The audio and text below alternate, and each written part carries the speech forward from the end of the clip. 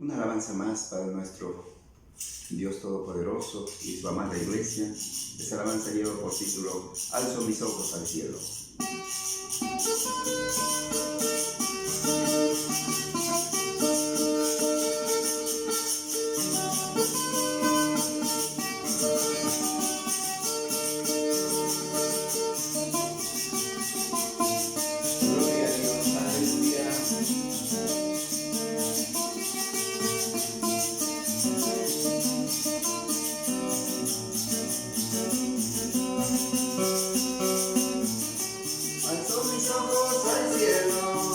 Contemplo su grandeza,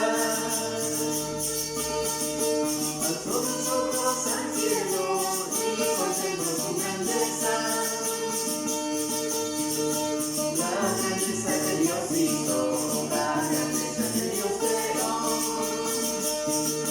la grandeza que Dios hizo, la grandeza que Dios creó. Como muestra de su poder, hizo el cielo y las estrellas. Como muestra de su poder, hizo el cielo y las estrellas.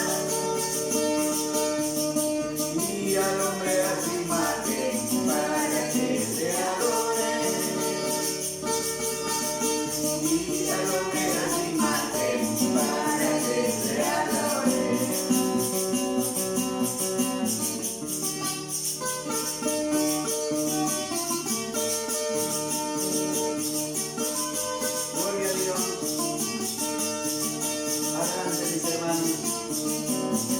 Predicando la poderosa palabra de Dios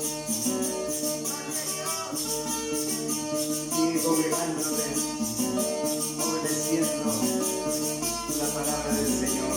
Aleluya. Y Señor, grande eres Dios mío, grande es tu amor y tu poder. Gracias, mi Jesús. Aleluya. La grandeza de su amor no hay en la cruz. La grandeza de su amor no hay en la cruz. Bajo el precio del pecado, su sangre vivo en Jesús.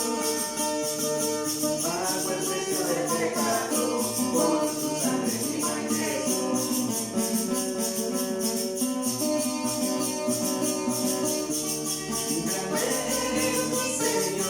Más alto que los cielos, grande es mi Señor, más alto que los cielos. Alabanza yo doy a ti, porque eres mi creador. Alabanza yo doy a ti, porque eres mi salvador.